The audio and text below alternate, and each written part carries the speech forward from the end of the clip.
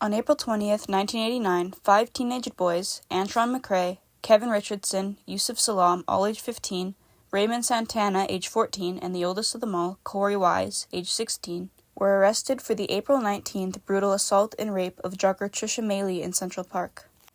The boys, later known as the Central Park Five, were subject to hours of intense coercive interrogations without proper legal representation, leading to false confessions.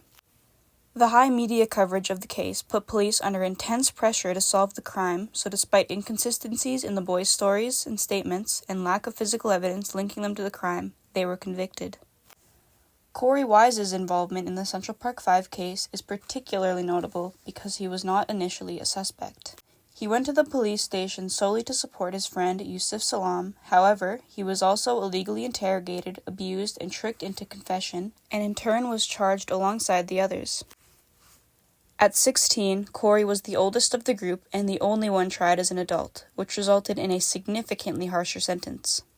He served approximately 13 years in adult prisons where he endured violent conditions, abuse, and extended periods in solitary confinement.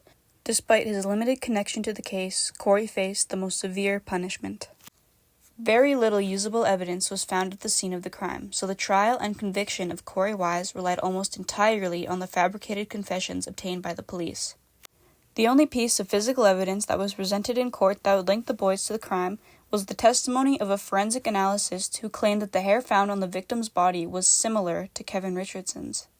As we know now, hair analysis is not an accurate form of evidence and should not be used in court as a main form of evidence unless it has DNA on it. A semen sample was also found on the victim's body, but it did not match any of the boys.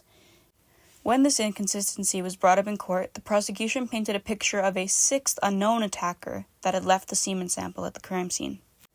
Furthermore, based on what we know now and the fact that there was only one true attacker and not 5, we can assume that the scene was improperly processed, observed, or at least was improperly displayed in court.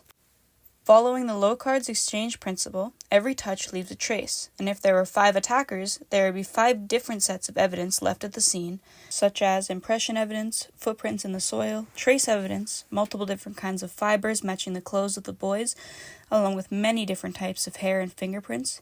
Not to mention, the boys' clothes would have been covered in soil, blood, and the victim's DNA, and vice versa on the victim if they had been the true attackers. Ironically enough, President Donald Trump played a big role in how the boys were viewed by the people, and is likely why the case turned out the way it did. According to The Guardian, Laughland 2016, and Wikipedia Contributors 2024 December 1st, Trump poisoned the minds of New York by paying an equivalent of $209,000 today to take out spaces in 4 different popular newspapers in the city, calling for the death penalty for Black and Hispanic murderers and muggers, blaming them for the current state of the city. Although he never mentioned the boys by name, most people applied it to the Central Park Five case. This spread fear among the people and led to a majority of the population's minds being made up on the truth before the trial had even ended. Corey Wise, after pleading not guilty to all charges, was sentenced in 1990 to 5 to 15 years in adult prison, unlike the other 4 who were sent to juvenile detention.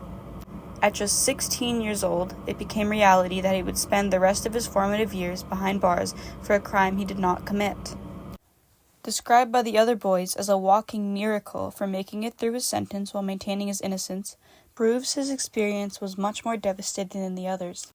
He was routinely beaten and assaulted by other guards and inmates and always treated unfairly.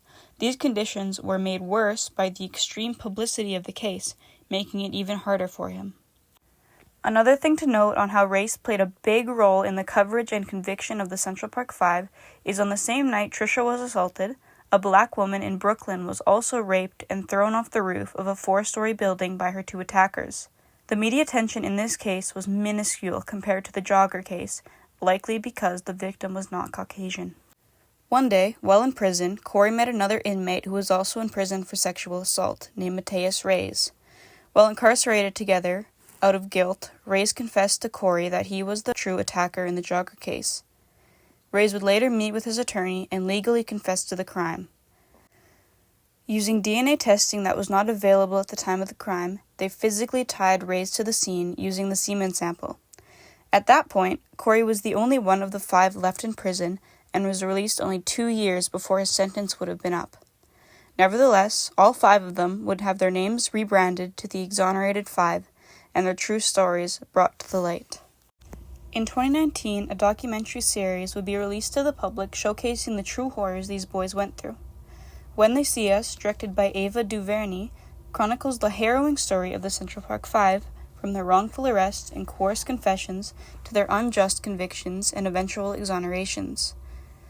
The series sheds light on the racial biases and systematic failures and human toll of the case, giving voice to the boys, now men, whose lives were forever altered.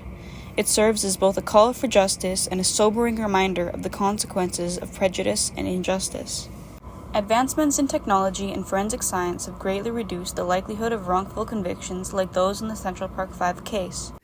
DNA testing in forensics is based on analyzing unique genetic patterns in biological material to identify or exclude individuals connected to a crime scene.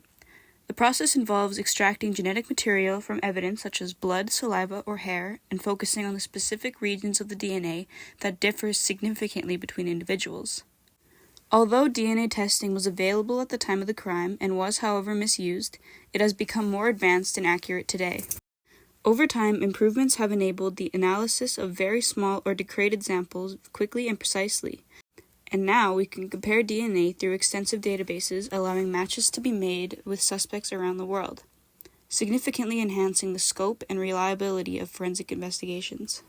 Along with that, to protect the rights of suspects, most interrogations are now recorded to prevent false accusations. As we learned in our crime scene processing unit, the way we now store and remove evidence from crime scenes is very particular, making it harder for it to be altered or mishandled. With all of these advancements in technology, it may seem hard to believe that cases would still be mishandled and false imprisonments would still happen. We have to be aware that we are all still human and that mistakes can be made, so we must remain vigilant and committed to fairness and accountability in protecting the innocent.